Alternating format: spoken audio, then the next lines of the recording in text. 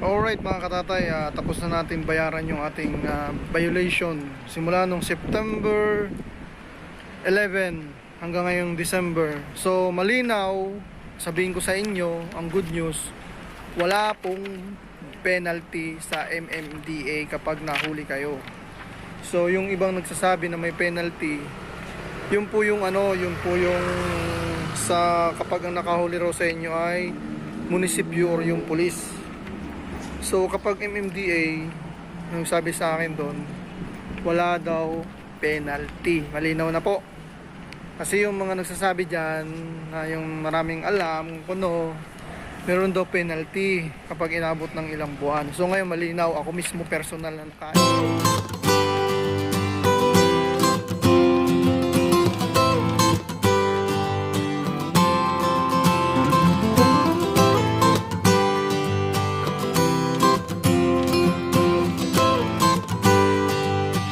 Magandang hapon sa inyo lahat mga katatay.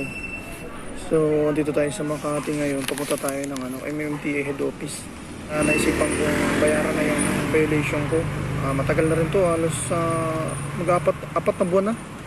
Kasi nung September 11 pa to sa Roas Boulevard, overspeeding yung violation natin. So, papakita ko sa inyo mga katatay yung receipt. Ito yung natin, violation receipt. Ayan.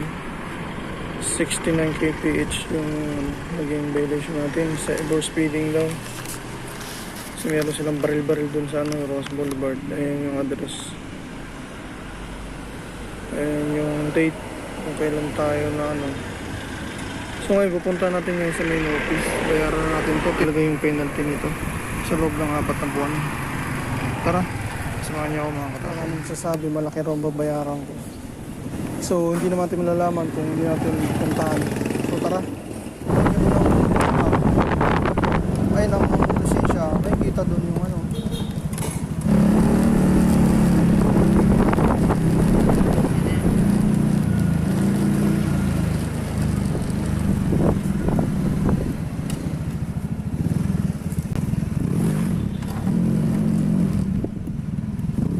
sa parking space. Parking lot. Hindi na tayo makatatay sa loob ng MMDA office. Bawal yung hindi naka-face mask So sinuot natin yung natin maskara. Lahat naka-face mask pero yung iba hindi. So dito tayo sa waiting area. Sa window 1 yung ating resibo. Sana konti lang yung bayaran nating violation. Alright katatay, ito mas malinaw na to sa atin na walang penalty yung violation pag MMDA yung nakahuli. So yung 1,000 natin na babayaran, 1,000 pa rin. So yun ang kagandahan kung wala tayong budget.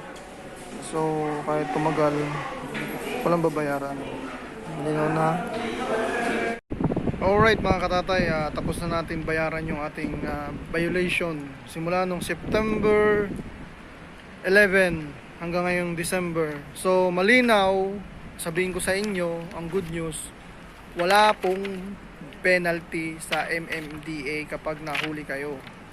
So yung ibang nagsasabi na may penalty, yun po yung sa kapag ang nakahuli raw sa inyo ay munisipyo or yung police.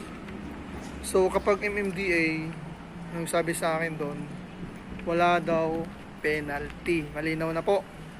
Kasi yung mga nagsasabi dyan, na yung maraming alam, kuno, meron daw penalty kapag inabot ng ilang buwan. So ngayon malinaw, ako mismo personal na naka-experience.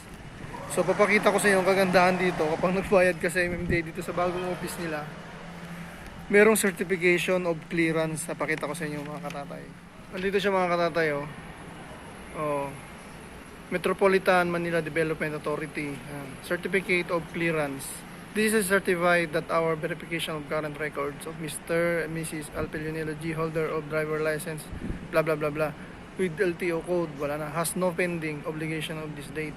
Ito yan, mabasa nyo dyan, di ba?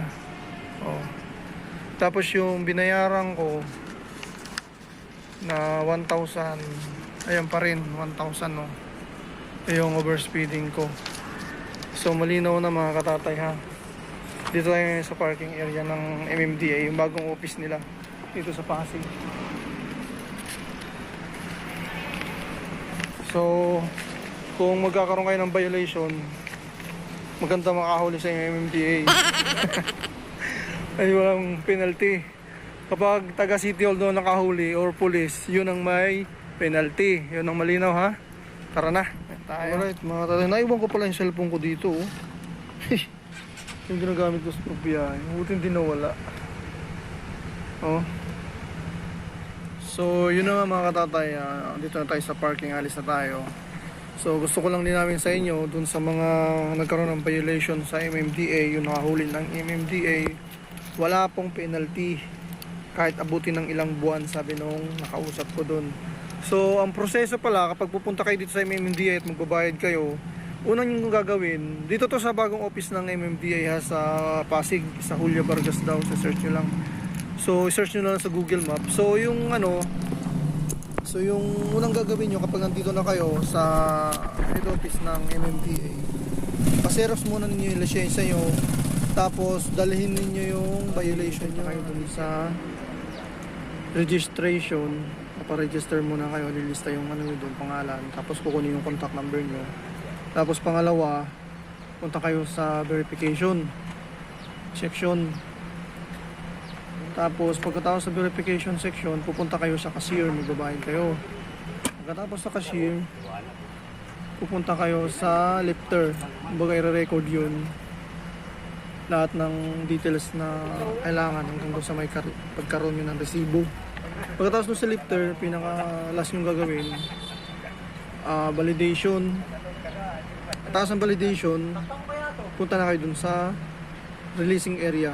Yun na yung pinaka last na gagawin yung mga katatay. So yun lang, di na tayo nag-video sa loob kasi bilang respeto doon sa mga empleyado. Mababait naman sila. Pag nagtanong ka, talagang sasagutin ka kung gusto mong itanong. So hindi na tayo nag-video kasi respeto na lang sa kanila. Kahit kumbaga kung pwede man o hindi na lang tayo nag-video kasi respeto nga sa mga empleyado doon sa loob ng MMDA. Yun lang at malinaw, walang penalty pag sa MMDA. Yun lang. Maraming salamat sa inyong panonood. At sa mga merong penalty dyan sa MMDA, bayaran nyo na mas maaga. At kung gusto nyo magpahuli sa MMDA, magpahuli at walang penalty. Yung may penalty talaga, City Hall daw, tsaka yung sa police. O yun lang at maraming salamat sa inyong panonood. Hanggang dito lang yung video at I'm out.